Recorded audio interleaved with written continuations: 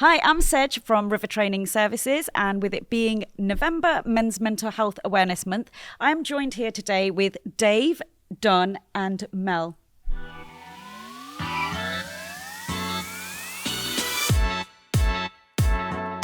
So our campaign is about raising awareness around mental health, and we want to get 1 million views around mental health. So what are your thoughts around mental health and the stigma, and what do you think about it? What's your thoughts around it? We'll start with you, Mel. Yeah, it's something that's been hidden and buried because of the role of the male. I think it's the macho image. Obviously, all of us here being from a football background and still doing stuff in and around the game. It is a really macho world, and you can see this. And I think it's the fact that because society demands, or the various communities that we're in, you're expected as a male to play a certain role, and when you don't, not probably everybody else, but you feel that you don't come up to that expectation, that's when you start beating yourself up more than other people. Yeah. I think obviously the football environment that we grew up in was all male, pretty much. Yeah. And I think any all male environment in the workplace Yeah. is full of testosterone and machismo and bravado and expectation. Mm-hmm. And therefore there's a reluctance, or there has been over the generations, to speak about your problems. And we all have problems because we're human beings. We all lose people that we love. Yes. Some of us go through divorces. There are financial problems. There are all kinds of problems, that not just men but women, but men, as Mel has just alluded to, are probably even now still expected to take the lead in terms of looking after the family, yes, etc. So there's a lot of pressure, yes, on people. Absolutely. And it's really sad that over the last years we are seeing more and more suicides, breakdowns, and hopefully this campaign can really shed a light on that and just encourage men to start talking freely without being embarrassed about it. Yeah. I would think the environment that we've all been brought up in, I mean, a lot of it was not to show any emotion, yeah, not to cry. I mean, it's only probably in the last 10 years that you now see footballers hug on the pitch. It was just a normal handshake and that's it, and get on with it. And when you're talking about the building trade, you're supposed to be more macho than what you are as a footballer. So I think it starts from a very, very early age, whether it's your testosterone, whatever you want to call it, in the male society. It's don't cry, don't show any pain, and I think that just carries on through the rest of your life, really. Yes, it's that stigma, isn't it, that men don't cry or big boys don't cry, and it's okay to cry, it's okay to show that emotion.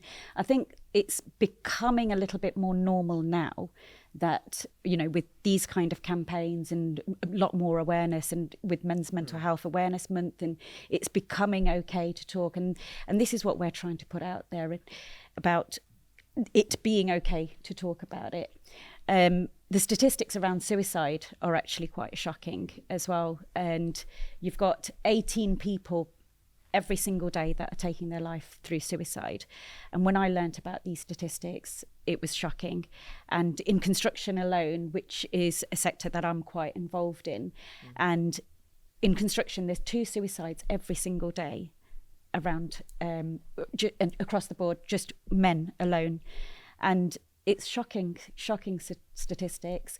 And did you want to share any stories around people that you may know of, or anybody that I know of 3 players that played for me, all young men, all either in their early 40s, that have took their own lives. and I've got people that I know within the game who's either brother or sister has took their life as well. And within the football world, and when you've worked with somebody and then you find out that they've took their own life, it's the knock-on effect is phenomenal, because it's not just the person who's took their own life, it's a knock-on effect for the people that are left behind. The friends and family that are affected My well. first ever strike partner, you may have played against him actually, was Yeah. and he taught me a lot. He was our leader. We were quite a young team. We won the league, and he was the Mr. Vaseline. absolutely. He was Perfect just the leader, and looked after all of us youngsters and moulded us.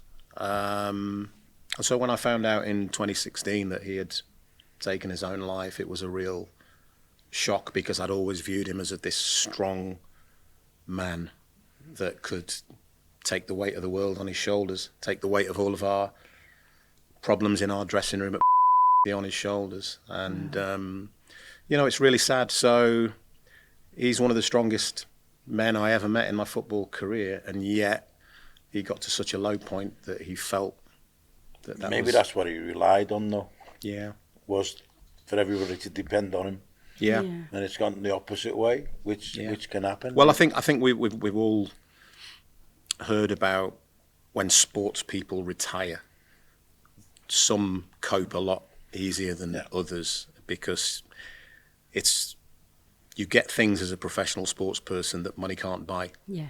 And when all of a sudden one day you wake up and that's gone, it can affect some people really badly. Because it's finding a new way, isn't Correct. it, of Yeah. a new way of life or a new way of living, or because what you know is gone. I think there's been many documentaries about players, famous players that's happened to, where in 1 minute they're at the height of their career and the adulation that follows it and the rewards and everything else, and all of a sudden you wake up one day and it's not there. And I think we've all been within that situation, and I think either you find your own mechanism to cope with that, or you're taught that mechanism. I can only speak from personal terms within the sport that I've worked the majority of my life in, and you see it. If you're aware of it, you will see it every day. But the problem in our sport is that it's the ones that you miss that hide it. And you're talking about, right? They're the ones that you miss, and that might have been grown in him for a long time, rather than just when he finished. It might be it was there before, not just when he finished. And I think, there's no magic wand to say I'm going to pick that guy out to say it. So the more you talk about it, I mean, the more it becomes, the norm. And the biggest fear I have is that suicide becomes the norm. And that's a hard thing to have, really, because you're saying that 18 people, Every single day. every day. It eventually it won't become news. It'll just be the norm, and that will be the biggest mistake everybody makes. And we've gone down that theme of saying sort of ex-players that come to the end. There are more and more youngsters that get released Yes.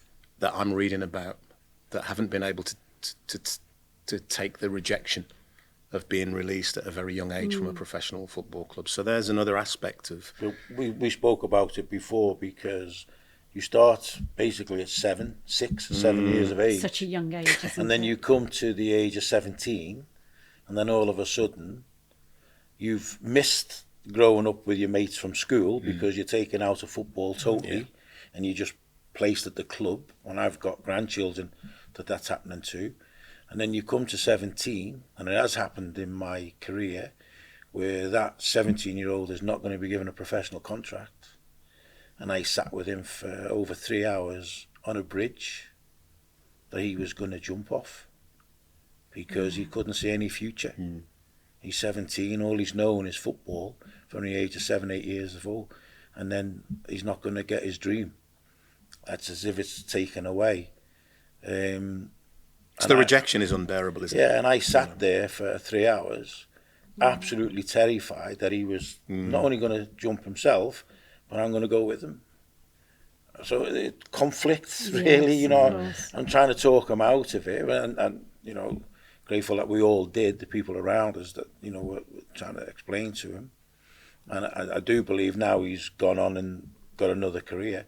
But for that day that he was told that he's not going to make it, his whole world fell apart.